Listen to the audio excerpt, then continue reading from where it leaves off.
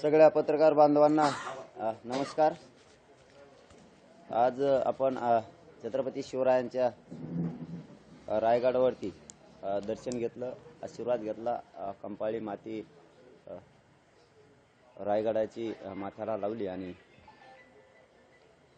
आशीर्वाद छत्रपतींचे घेतले। आज महाराष्ट्रातील मराठा समाजाला महत्त्वाचं सांगायचं आणि सरकारला सुद्धा, विशेष करून माननीय मुख्यमंत्री साहेब आणि दोनही उपमुख्यमंत्री साहेब आणि सरकारला, राज्य मंत्रिमंडळाला माझी विनंती की आपण जो काल सगळ्या सोयऱ्यांचा परवा अध्यादेश राजपत्रित अधिसूचना काढली त्याची तातडीने अंमलबजावणी करायला आपण पाहिजे, कारण प्रमाणपत्र वाटप सुरू व्हायला पाहिजे, ते झाले नाही। जरी आपण हरकती मागितल्या असल्या तरी हरकतीपर्यंत त्याला तुम्ही अंमलबजावणीचा तातडीचा दर्जा देणं आवश्यक आहे। त्यानंतर त्या सगळे सोयऱ्यांच्या अध्यादेशाचं कायद्यात रूपांतर 15 दिवसाच्या वेळेनंतर आपण कायद्यात रूपांतर अधिवेशन त्याच वेळेस घ्यावं किंवा त्याच होत्या 15 दिवसाच्या वेळेसच आपण विशेष अधिवेशन बोलून त्याचं कायद्यात रूपांतर करावं। जर आपण तातडीनं उद्यापासून जर त्याची अंमलबजावणी सुरू नाही केली तर 10 फेब्रुवारीला अंतरवाली इथं मी त्याची अंमलबजावणी व्हावी म्हणून कठोर आमरण उपोषण सुरू करण्याचा आज निर्णय घेतलाय। सगळ्यांना विचारून तो निर्णय घेतलाय। पुन्हा सरकारने म्हणायचं नाही की हे काय झालं, कारण आम्ही सरकारला वेळोवेळी सांगितलेलं की सगळ्या सोयऱ्यांचा कायदा यासाठी गरजेचा आहे की मराठवाड्यासह महाराष्ट्रात नोंदी सापडत नाहीत आणि आपण जर या कायद्याची लवकर अंमलबजावणी केली नाही किंवा एखाद्याच्या कोणाच्या दडपणाखाली येऊन तुम्ही त्याची जबाबदारी जर पार पाडली नाही कायदा टिकवण्याची, तर आम्हाला पुन्हा अडचणीचे दिवस यायला नको। म्हणून एकतर नोंदी मिळत नाहीत, आपली समिती कामही करत नाही, समितीला मुदत वाढ दिलेली असूनही समिती काम करत नाहीये। आत्ताची ती परिस्थिती आहे की समिती काम करत नाहीये। नाविलाजास्तव तुम्हाला त्या कालच्या सगळ्या सोयऱ्याच्या अध्यादेशाची आपण अंमलबजावणी तातडीनं करून ते सगळ्या सोयऱ्यांना ज्याची कुणबी नोंद मिळाली त्याच्या सगळ्या सोयऱ्यांना प्रमाणपत्र वाटप होणं अत्यंत आवश्यक आहे आणि त्याच्या परिवाराला पण ज्याची नोंद मिळाली त्याच्या परिवाराला पण। म्हणून आजच आपण 10 फेब्रुवारीचा निर्णय घेतलेला आहे की तुम्ही उद्यापासून अंमलबजावणी करा, नसता त्या कायद्याची अंमलबजावणी व्हावी आणि तो कायदा मराठा समाजासाठी स्वरूपीचा असावा, यासाठी आमरण उपोषणाची आज आपण रायगडाच्या पायथ्याहूनच घोषणा करतोय।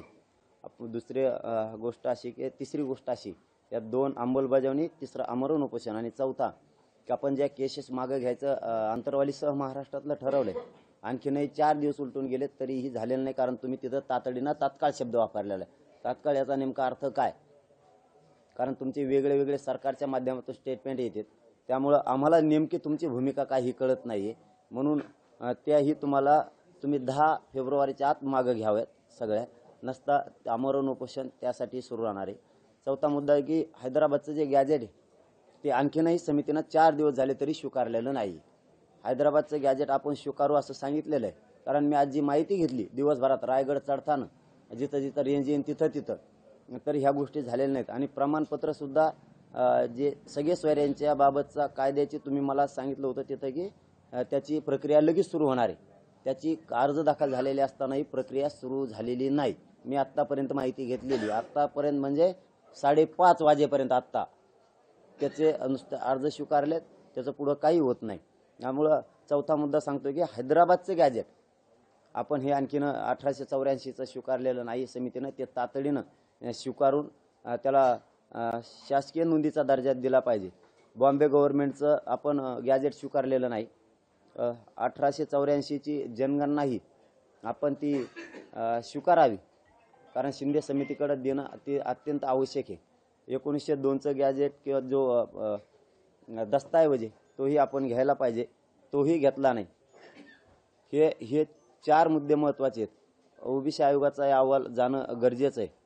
सगळे सोयरे हा जी आपण अध्यादेश राजपत्रित अधिसूचना दिल्यात ते टिकवण्याची जबाबदारी सरकारची। एकीकडून आम्हाला सांगायचं ते टिकवलं जाणार आहे आणि टिकणार आहे, त्याला तर आम्ही आता काहीच होऊ देत नाही, त्याच्यात तर काही चिंता असण्याचं कारण नाही, कारण त्यात गोरगरिबांच्या मराठ्यांच्या पोरांचं कल्याण त्या अध्यादेशात त्या कायद्यात झालेलं आहे। एकीकडून म्हणायचं आम्ही केंद्रापर्यंत जाऊ, म्हणजे तुमच्यातच दोन भूमिका असल्याची भूमिका आम्हाला सरळ दिसती।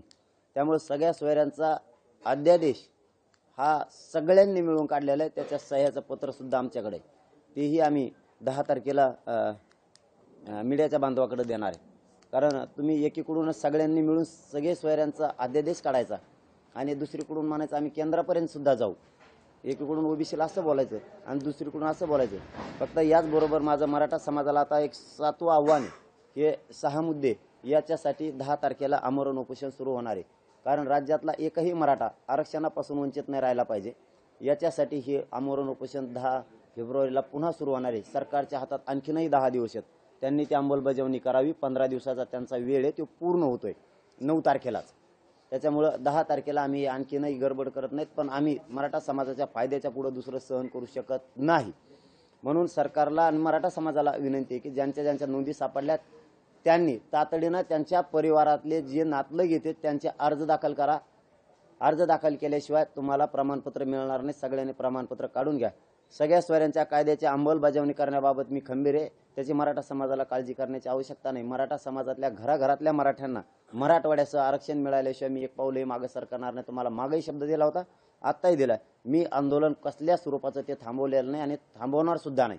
मराठवाड्यात काही नोंदी सापडतात, काही ठिकाणी जळीत आहे, काही ठिकाणी दस्तावेज सापडत नाहीत असं म्हणलं जातं, परंतु सापडो अथवा न सापडो या सगळ्या सोयऱ्यामध्ये मराठ्यांचा एकही माणूस आरक्षणापासून वंचित राहणार नाही। इतका मोठा कायदा हा मराठ्यांच्या गोरगरिबांच्या लेकरासाठी, जे विरोध करतोय त्यांच्यासाठी नसणार आहे, परंतु गोरगरीब मराठ्यांसाठी हा कायदा खूप मोठा आहे। गोरगरीब मराठ्यांच्या पोरांचं कल्याण होणार आहे। कारण हा कायदा आणि मुंबईला गेलेला त्या दिवसाचा मोर्चा जो लढा होता तो सर्वसामान्य गरजवंत मराठ्यांचे लेकरं मोठे व्हावेत म्हणून होता आणि आता त्यांच्यासाठी कायदा पारित झालेला आहे, त्याला धक्काही लागत नाही। आपणही या प्रेसच्या माध्यमातून महाराष्ट्रातल्या सगळ्या अभ्यासकांना मी हात जोडून विनंती करतो की तुमचे म्हणणे सोयरे ही व्याख्या याची तुम्हाला तुमच्या पद्धतीनं काय 2 वळीत द्यायची ते म्हणणं तुम्ही त्या 15 दिवसात मांडावं, जेणेकरून तो कायदा मजबूत होईल आणि आपल्या मराठ्यांच्या पोराचं कल्याण होईल। आता याच्या पलीकडचं सांगतो आणि थांबतो की पुढं काय होईल काय नाही आम्हाला नाही माहिती, परंतु मराठा समाजाला आरक्षण दिल्याशिवाय मी त्यांचा मुलगा म्हणून महाराष्ट्रातल्या गोरगरिबांच्या मराठ्यांच्या पोराची पाठीशी खंबीर उभा राहणार आहे। प्रत्येकाला आरक्षण मिळाल्याशिवाय मी हटणार नाही। कोणात गैरसमज कोणी करून घ्यायची गरज नाही, हे मराठ्यांनी लक्षात ठेवावं आणि सगळ्यांनी पुन्हा तशीच आहे तीच एकजूट ठेवावी। मराठ्यांना आरक्षण मिळाल्याशिवाय आणि सगळे सोयऱ्यांच्या कायद्याची अंमलबजावणी 15 दिवसाच्या आत केल्याशिवाय मी थंड बसणार नाही। शब्द महाराष्ट्रातल्या मराठ्यांना देतो आणि थांबतो। आपल्याला काय विचारायचं? 16 फेब्रुवारीपर्यंत अधिसूचनेवर हरकती सूचना आक्षेप घेण्यासाठीची वेळ आहे। मग आता तुम्ही उद्यापासूनच सर्टिफिकेट द्या असं म्हणताय, मग ते कुठल्या कायद्याच्या चौकटीत देणार ते त्यांनी ठरवावं। अंमलबजावणी त्याला एकतर 6 महिन्याचा पिरियड असतो त्या कायद्याला, त्याला काही होत नाही। तुम्हाला त्यावेळेस अधिवेशन घेऊन तुम्ही तो कायदा पारित करू शकता। तुम्हाला 15 दिवसाचा वेळ दिलाय। आमचं हे 10 तारीख ठरवण्याचं कारण आहे 15 दिवसाचा वेळ आहे आणि आम्ही आज ते मोजलं तर 16 फेब्रुवारीला यायचं काय गरज आहे? 15 दिवस तर 9 तारखेला होते। अशा कोणत्या कायद्या बनवताना तुम्ही ही वेळ दिलेला आहे 22-23 दिवसाचा? कोणत्याला दिलेला आहे? ही पण दुरुस्तीची 10 तारखेला आम्ही आमच्या नियमात आहेत, त्या दिवशी त्यांचे 15 दिवस हरकतीचे होते। आमच्या नियमानं 10 तारीख बरोबर आहे, म्हणून आम्ही काय उद्या अंमलबजावणी करा अथवा नका करू आमचं म्हणणं आहे उद्या करा। हरकती घेऊन तुम्हाला करायची असेल तर 9 तारखेला तुमचे 15 दिवस होते, 10 तारखेपासून अंमलबजावणी करा। तुमच्याशी काही चर्चा झाली का की 16 तारीखच का दिली असा तुम्ही प्रश्न सरकारला केला नाही का? 15 दिवसाची मुदत सगळ्या कायद्याला या सगळ्या अधिसूचनेला असते, तर मग 16 का दिली असा प्रश्न तुम्ही केला का नाही? आता आवश्यकता वाटत नाही करायची, कारण त्यांनी 15 दिवस म्हणले, त्याच्यावरती 16 लिहिली। 16 असली तरी हरकत नाही, आमचं काय म्हणणं पण नव्हतं त्यावेळेस त्यांना।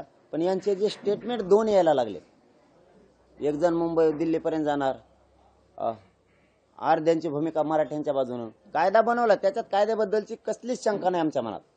कायद्याबद्दल आम्ही बोलतच नाहीत आज की कायद्याबद्दल त्यांचं काय मत आहे, परंतु जे 2 स्टेटमेंट त्यांचे यायला लागलेत म्हणून आम्ही आधीच सावध व्हायला लागलो। आणि 16 तर 16 6 दिवस उपोषण चालतंय, 16 पासून अंमलबजावणी करा हरकत नाही, पण उपोषण 10ला सुरू होणार। काल असं म्हणलं की मुख्यमंत्री 2 उपमुख्यमंत्री यासाठी हा कायदा केलेला आहे की सगळ्या मराठ्यांना न्याय मिळावा म्हणून. एक उपमुख्यमंत्री फडणवीस सुद्धा असं म्हणाले की दिल्लीपर्यंत जाऊ. पण मग तुमचा सरकारवर विश्वास नाही का? अध्यादेश काढला, राजपत्र काढलं, आता त्यांनी 16 तारखेपर्यंतची मुदत दिली, तरी तुम्ही उपोषणावर का आला? अंमलबजावणीसाठी 2 स्टेटमेंट तुमचे का मग? एक जण दिल्लीपर्यंत जाणार आहे आणि एक जण जाणार नाहीये. तुमचे 2 स्टेटमेंट का मग? याचं उत्तर द्या, आम्ही मागे घेतो. शंका काय वाटते दिल्लीबद्दल? असं का? पण कायदा तुम्हीच मराठ्यांसाठी सगळ्या सोयऱ्यांचा बनवायचा आणि एकीकडून तुम्ही सांगायचं की आम्ही दिल्लीपर्यंत जाऊ. तुमच्या सरकारमधले अर्धे लोक. आमच्याबद्दल शंका आहे तुम्हाला, तुमच्याबद्दल आम्ही का घेऊ नये? आम्ही 10चं पुढे ढकलतो. तुमचं एकतर्फी स्टेटमेंट का नाही मग? असं का? आमच्याबद्दलच असं का वागायचं तुम्हाला? कायद्याबद्दल तुमच्याच्याने आता काहीच होत नाही हे आम्हाला माहिती. कायद्याबद्दल आम्ही बोलतच नाही, तुमच्या 2 स्टेटमेंट बद्दल बोलतोय आम्ही.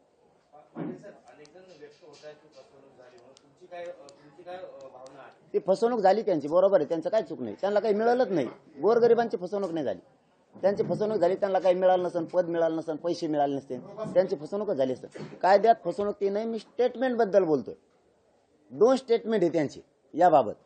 मग आम्ही 16ला बसण्याऐवजी आधी सुरू केलं. आम्ही पण आम्ही चालत नाही का आधी? अंमलबजावणी तातडीनं करावी यासाठी आमचं आधी चालत नाही का? तुम्हाला जर एकच व्यक्ती पाहिजे असला, करोडोने मराठे पाहिजे नसले, तर आमचा नाविलाज आहे. तुम्ही 2 स्टेटमेंट करता कसं काय मग? तुमचा काय संबंध आहे? कारण गोरगरिबांच्या मराठ्यांच्या पोरांना मिळालंय, त्यांच्यासाठी आयुष्याची भाकरी आहे. मराठ्यांच्या गोरगरिबांचं कल्याण झालंय. जे कोण म्हणतात काही मिळालं नाही, त्यांचं खरं आहे, त्यांना नाही मिळालं. कारण हा लढा त्यांच्यासाठी नाहीच, हा लढा गोरगरिबांसाठी.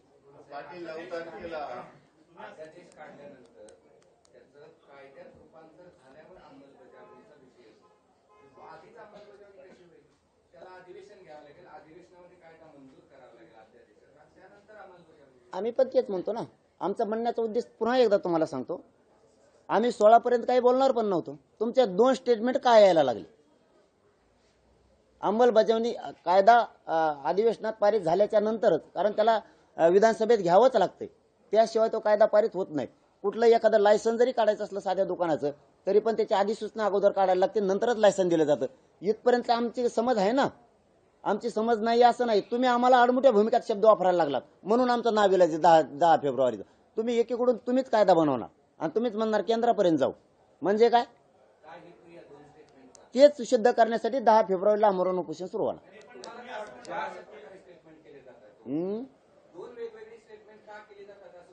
तेच 10 तारखेला 10 जानेवारीला आमरण उपोषण सुरू केल्यावर सिद्ध होईल.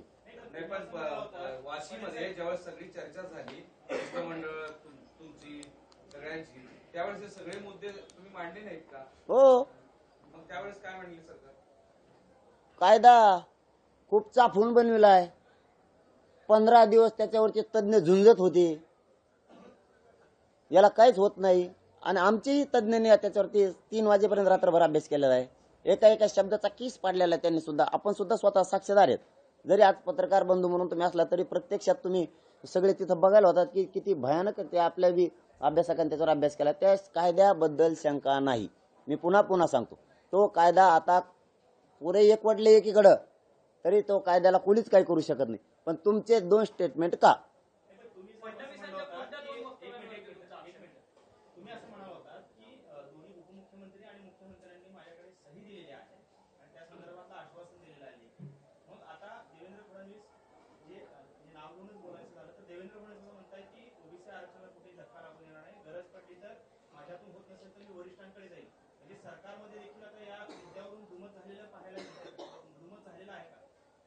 सध्या तरी दिसतंय, पण क्लिअरच करायचं असेल तर 10 फेब्रुवारीला उपोषणाला बसल्यावर ते क्लिअर करतील.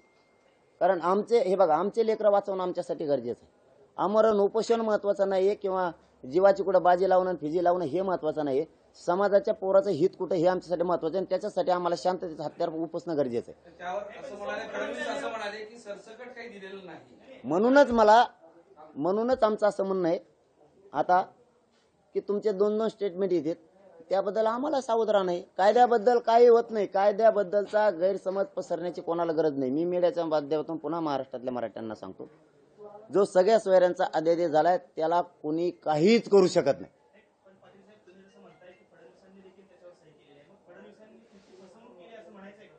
नाही, सह्याचं आमच्याकडे आलेलं आहे. इतक्या गडबडीत आम्ही सह्याचं बघितलं नाही, पण लय मोठ्या सह्या आहेत त्याच्या. काय माहित, आता सगळं चेक करतो मी. त्यांनी दोन नेते स्टेटमेंट करतायत आणि कोणते स्टेटमेंट हवे त्यांच्यावर जास्त ऑब्जेक्शन नेते कोण आहे स्टेटमेंट हे बघा फडणवीस साहेब काय म्हणले तुम्हीच सांगितलं ना मला. नावात काय त्याच्यात काय टेन्शन दुश्मनी का गोळ्या घालणार का आम्ही एकामेकाला. त्यांनी म्हणलेत की आम्ही काही झालं तर आम्ही केंद्रापर्यंत जाऊ. म्हणजे एकीकडून आम्हाला तुमचा माणूस तुमच्या सह्याचं पत्र देतोय, त्याच्यावर सही आहे का नाही मी आणखीन कोणाकोणाच्या बघितलं नाही, पण लय मोठ्यात मी बघतो त्याच्यावरती. आणि तुम्ही दुसऱ्याच दिवशी उगवून द्यायचा दुसरा दिवस आणि तुम्ही म्हणायचं मी केंद्रापर्यंत जाईन. म्हणजे काय, मराठ्यांची गरज नाही तुम्हाला, एकाच ऐकून तुम्हाला मराठ्यांचं वाटोळं करायचंय. आणि ह्या कायद्याला महाराष्ट्रातल्या मराठ्यांना पुन्हा सांगतो, गैरसमज नको. कायद्याला कोणाच्याच याने काहीच होत नाही. फक्त 2 स्टेटमेंटबद्दल हे वळणावर नीट आणण्यासाठी ही 10 तारखेची घोषणा करावी लागते मला. मी केली, आता मी मागे सरकत. ओबीसी नेत्याला सरकार घाबरतंय अशी भीती तुम्हाला वाटते? त्यांची त्यांना माहित घाबरेल काय, गळ्यात काट टाकून हिंडा त्याच्या आम्हाला काय करायचं. घाबरू नाही तर तिकडे त्याच्या संग बाजाराला जाय म्हणा, आम्हाला काय देणं घेणं नाही त्याचं. भीती कशाची वाटते? 2 स्टेटमेंट का, फक्त त्या स्टेटमेंटमुळे 2 स्टेटमेंट का, एकीकडून एकाला द्यायचं आणि एकानं असं करायचं. पुन्हा मग मी त्याच दिवशी सांगितलं होतं गुलालाचा अपमान होऊ द्यायचा नाही, तुम्हाला जड जाईल. हा अध्यादेश काढताना कॅबिनेटला विश्वासात घेतला गेला नाही, मुख्यमंत्र्यांनी विश्वासात घेतलेलं नाही. भुजबळ म्हणतात त्याला काय माहिती, हिंडत इकडे तिकडे घेतलं नाही, याला विश्वासात घेतलं नाही त्याला घ्यायचं. तू विश्वासात घेतलाय की जाई का आमचं. कायदा करताना तुम्ही शब्दाचा किस पाडला असं म्हणता, खालच्या सह्यांचा किस पाडा करायला सह्यात बघितलं नाही मला दिल्या महा डोकं जास्त व्याख्यावर होतं. आणि आमच्या अभ्यासकाचं पास सह्यात काहीच गुतलं नव्हतं आमचं. त्या दिवशी त्यांनीच सांगितलं ह्या सह्यात वा याच्यावर थांबता का, म्हणलं तिकडे फेकून देत्या, सह्यावर नसतो थांबत आम्ही. तुम्हाला राजपत्रित त्याचा तो जो वाद्यादेश तो काढायला लागणार आहे. आम्हाला कायदा पाहिजे, कायद्याशिवाय आम्ही मराठी मागं जाणार नाही, त्यासाठी आले. आणि मराठ्यांनी कायदा घेतला त्याच वेळेस मागं गेले. याची अंमलबजावणी सुद्धा होणार आहे, त्यात गैरसमज नाही. फक्त 2 स्टेटमेंट का आणि अंमलबजावणी तातडीने करावी यासाठी. कारण अंमलबजावणी जर तातडीने झाली तर आमच्या लोकांना सगळ्या सोयऱ्यांना प्रमाणपत्र काढायला अडचण येणार नाही. 16 तारखेचा किस नाही पडला का मग? 16 तारखेचा काय 16 तारखेचं कोणाच्या लक्षात नाही का? आहे ना, मग ते 16 तारीख का दिली का त्यावेळेस नाही काय गरज नाही ना त्याची, पाडायचीच नाही. 2 स्टेटमेंट बद्दलचा विषय ती पाडायचाच नाही आम्हाला. 16 तारीख का दिली, याचा अर्थ काय लावायचा याचा? तर सकट आरक्षणाचा निर्णय घेतलेला नाही असं देवेंद्र फडणवीस म्हणतात, त्याचा अर्थ तुम्ही काय लावताय? तर सकटच आहे.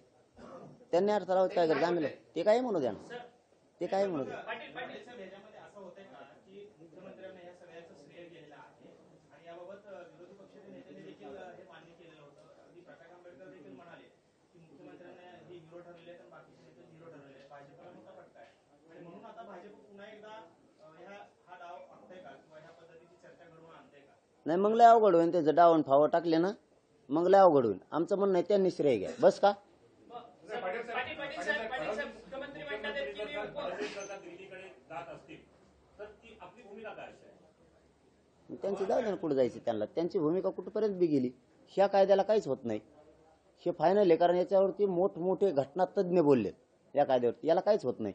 पण आम्ही सज्जेत ना. हे बघा शेवटी लोकशाहीचं हत्यार काय असतं, तुम्ही जर सत्तेची तुमच्या अंगात रग असली तर त्याला पर्याय एकच आहे, जनमताचा रेटा.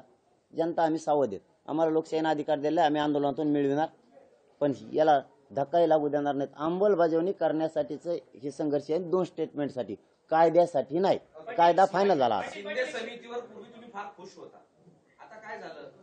शिंदे समिती काम करत नाही असं थेट शिंदे समितीला सांगितलेलं असतानाही शिंदे समिती मराठवाड्यात कामच करत नाहीये. आत्ता हे आमचं आंदोलन सुरू झाल्यापासून कामच करत नाहीये. मराठवाड्यात नोंदी सापडत नाहीत. मराठवाड्याचे लोक नोंदी काहीकडे असताना पुरावे सुद्धा वाचत नाहीयेत. ते कित्येक तरी वेळेस आम्हाला विभागीय आयुक्ताला फोन करायला सांगायला लागतं की अमुक अमुक याचा दस्ताऐवजी तुम्ही बघता का, मग त्यांनी त्या तहसीलदारला सांगायचं. इथपर्यंत खालचे जर ऐकत नसले तर विभागीय आयुक्ताला सांगायला लागतं, विभागीय आयुक्त लक्ष घालतात आणि मग ते म्हणते ते घी आणि दुसऱ्या दिवशी प्रमाणपत्र मिळते. अगोदर तो 1.5 महिना पळालाय. हे साक्षात पिंपरीचंच परवाचं उदाहरण आहे.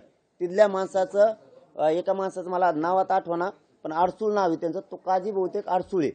त्यांचं कुणबी नोंद सापडलेली, कुणबी नावासह स्पष्ट नाव देत नाहीत. विभागीय आयुक्त साहेबांना सांगितलं, त्यांनी सांगितलं, मग त्या तहसीलदारला फोन करून आता कसे मिळायला लागल्या. म्हणजे ही काय सिस्टम चालली. गाव लेवलवर तुम्ही समित्या नेमल्यात, त्या कशासाठी नेमल्यात, त्याही काम करत नाहीत. मग त्या नेमल्या कशाला, आम्हाला अशा लावायला. आणखीन कित्येक तरी ग्रामपंचायत असे आहेत की 54 लाख नोंदी ज्या सापडल्यात त्याचा कागद तुम्हाला ते तिथं लावणं गरजेचं आहे. कित्येक तरी ग्रामपंचायत तिथं नाही. कित्येक तरी गावात आणखी शिबिरं झाली नाहीत. तुम्ही शिबिरं कशाला नेमले. शिबिरं कशासाठी घ्यायला लागलात की लोकात प्रबोधन व्हावं, अर्ज कसा केला पाहिजे, काय केला पाहिजे. तुम्ही सांगा, ते म्हणते दौंड्या दिल्या, त्या दौंडीवाल्याला मिळत लागा ना, काय म्हणावं. ते फक्त म्हणते ग्रामपंचायत पुढे जमा हो एवढं करतंय. ते काय अर्ज समजून सांगितलं का भरायचं. आता अधिवेशन होते, स्पेशल घेणार आहे सरकार. त्या समोर हा मागासवर्ग आयोगाचा अहवाल सबमिट करतील, त्या बेसवर पुढची प्रक्रिया सुरू होईल. मला असं वाटतं का की या अधिवेशनात सुद्धा असंच सगळं राहून जाईल आणि ते आयोगाचा जो शिफारस आहे किंवा निष्कर्ष आहे ते काही कामी येणार नाहीत मराठीसाठी. तुमचा प्रश्न योग्य आहे, पण मी 10 तारखेच्या याच्यावर ठाम आहे. कारण पुढे ते तुम्ही म्हणता ते व्हावं म्हणून. कारण हे असं त्या अधिवेशनासाठी प्रश्न अधिवेशन आहे. अधिवेशनाच्या पूर्वी हा सगळा रिपोर्ट अहवाल या सिंधी समितीचा जाणार आहे, ते मान्य आहे ना. हे तुमची चर्चा झाली ना. हो हो. तो मराठा हा म्हणजे हा मागास आहे हे सिद्ध होईल का असं वाटतंय का, काही जाणीवपूर्वक केलं जात नाही. होईल का नाही ते आज सांगता येणार नाही, कारण आयोग सुरू आहे, त्याचा सर्व्हिस सुरू आहे. आपण आताच त्या विषयावर न बोललेलं बरं. परंतु त्यांनी लवकर द्यावा एवढंच आपलं म्हणणं आहे. त्याबद्दलच फक्त आपण बोललो लवकर द्यावा म्हणून.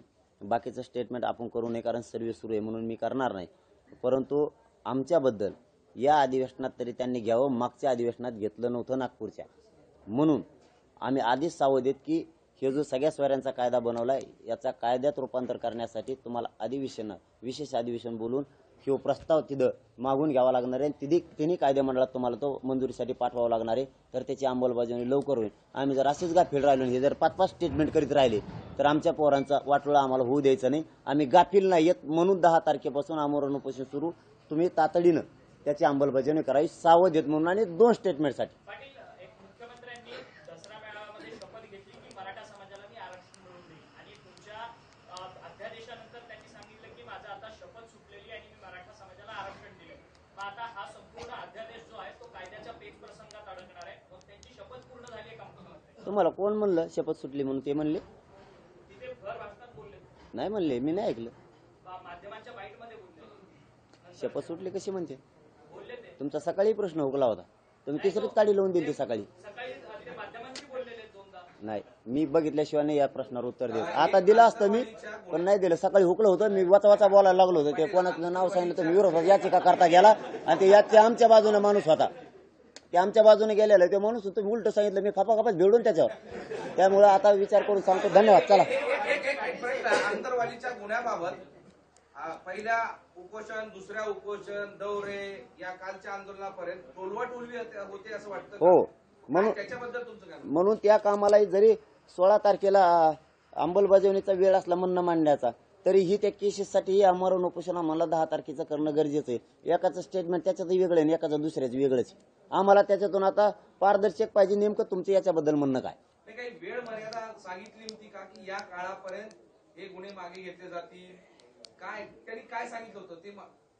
त्यांनी सांगितलं होतं 4 दिवसात मागं घेऊ. त्याला झाले 3.5 महिने, म्हणजे 22 दिवसाचा 1 दिवस आहे त्यांच्यात. म्हणून हे 10 तारखेचं आमचं उपोषण आमच्या समाजाच्या फायद्याचं आहे. येणाऱ्या अधिवेशनात कायदा पारित करण्यासाठी आणि केसेस सुद्धा मागे घेण्यासाठी, हैदराबादचे गॅजेट सुद्धा लागू झाले पाहिजेत यासाठी. नुसता हो आणि ते हो जमणार नाही. आता आमचा खरा फायदा या कायद्यात झालेला आहे. एवढं एकच काम पक्क झालेलं आहे. पण मला सांगा, 1884 आणि 1904चा जो गॅजेट आहे आणि तुम्ही म्हणताय बॉम्बे गॅजेट, त्याच्यासाठी काही कालमर्यादा सांगितली का एवढ्या वेळापर्यंत त्याचं हे करू? काहीतरी तुम्हाला 2 दिवसात घेऊ म्हणले ते काय 2 दिवसात घेऊ? ते काय साधा विषय असं म्हणते ते सरळ. ते काय 2 दिवसात विषय ते सोडा. हो, मराठा आंदोलन ओबीसी आणि मराठा असा महाराष्ट्रात वाद निर्माण होतो, याबद्दल तुमचं काय म्हणणं आहे? आम्हीच ओबीसी वाद कोणा संग करता?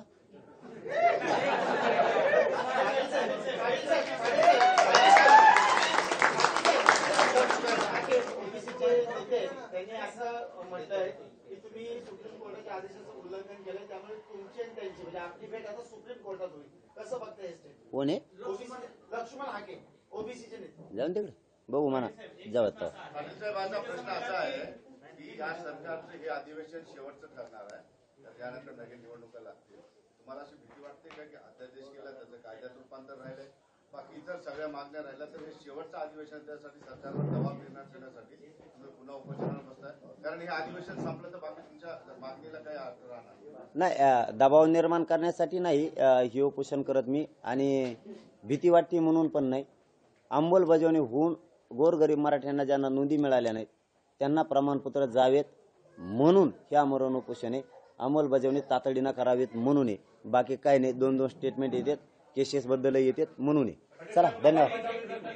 उपोषणच का मग? उपोषणच का?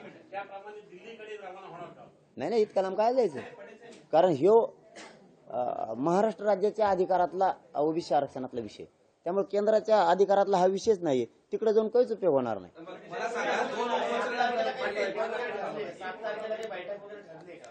7 तारखेला काही बैठक वगैरे ठरली का? नाही काहीच नाही बाबा. नाही 7ला नाही, पण 10ला आमची पण आहे अभ्यासकांची अंतरवालीतच. तुम्ही असं म्हणताय की 2 प्रकरणामध्ये आता फसवणूक झाल्याचं पाहायला मिळतं. एक म्हणजे मुख्यमंत्री देवेंद्र फडणवीस वेगळं बोलतात, मुख्यमंत्र्यांनी गुलाल लावला आणि तो गुलालाचा अपमान करू नका, म्हणजे ही एक फसवणूक वाटते. आणि दुसरी म्हणजे गुन्हे मागे घेण्याबाबतचे तुम्ही देखील ते बोलात की 3.5 महिन्यापूर्वी तरी शब्द दिला होता, आणि आता पुन्हा फडणवीस वेगळं बोलताय की जे जाळपोळ झाले, कुणाला इजा पोहोचवली तर ते गुन्हे मागे घेतले. म्हणजे सरकारने वेगवेगळ्या पद्धतीने एकीकडून गोड बोलायचं, एकीकडून वाकडं बोलायचं, असं काही करून फसवणूक केली अशी भावना तुमच्या मनात आहे का? ते मोडी लिपीसारखंच वाकडं बोलत आहेत, त्यामुळे ते 10 तारखेला कार्यक्रम आहे. पण मी खरं सांगतो, मी आमच्या इकडच्या बांधवांना माहिती आहे, मी खोटं नाही बोलत, पण रायगडाच्या पायथ्यात सांगतो, देवेंद्र फडणवीस साहेबांवरती आत्ताही विश्वास आहे आमचा. फक्त ते 2 स्टेटमेंट एकाएकीच कमी करतात, मग ते मिळ लागत नाही आम्हाला. एकाएकीच करतात ते, नाही तर त्यांच्यावरती सुद्धा विश्वास, पण ते एकाएकी त्यांना काय होतंय काय माहिती. त्यांचा मोर्चा बघितला की लगेच बदलत, आमचा बघितला की बदलत, असं काही का करू? मोर्चा कोवर सुरू ठेव काय मग असंच लफडं?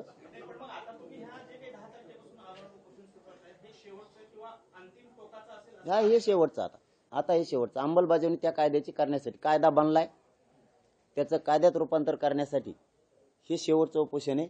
आणि या सगळ्या मागण्यासाठी एकदाच तुकडा आता.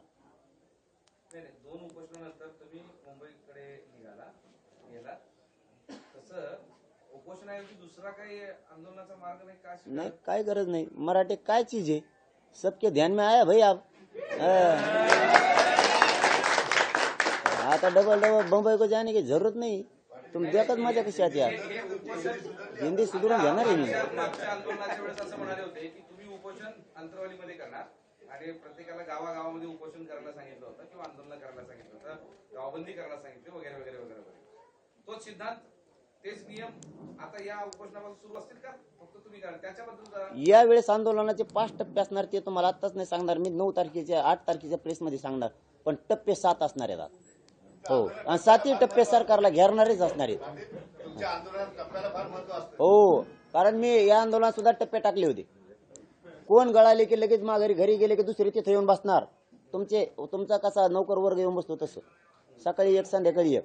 आम्ही 42 असे टप्पे पाडले, तुम्ही 4 बाजून घेरलात, आम्ही 10 बाजून घेरणार होतो. आणि तेच सरकारनं ओळखलं, आणि गोरगरीब मराठ्यांचे लाखानं कोटीनं पोरं मुंबईत गेले, आणि सरकारनं तो कायदा पोरांच्या हातात दिला. म्हणजे मराठ्यांच्या गोरगरिबांसाठी हा कायदा प्रचंड मोठा आहे आणि महत्वाचा आहे भविष्याचा. याची अंमलबजावणी करणं गरजेचं आहे. अंमलबजावणीसाठी हे आमरण उपोषण आहे 10 फेब्रुवारी. रायगडावर शिवाजी महाराजांना भेटण्यासाठी वर गेले, पुन्हा पायी चालत आले हनुमाने. म्हणजे तुम्ही गेल्या 5 महिन्यापासून आंदोलन करताय का? महाराजांनी संदेश दिला तुम्हाला? नाही, काय मला माहित नाही, परंतु डबल महाराजांची भेट माझी होईल नाही मला माहित नाही. परंतु आणि समाजाची ह्या मागण्या पदरात टाकायचं, समाजाची अंमलबजावणी, बस एवढंच करायचं. धन्यवाद.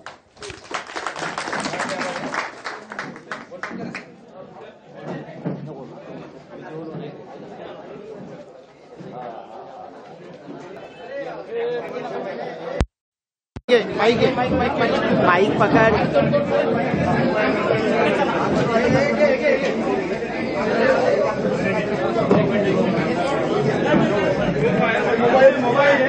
लाईव्ह चालू आहे.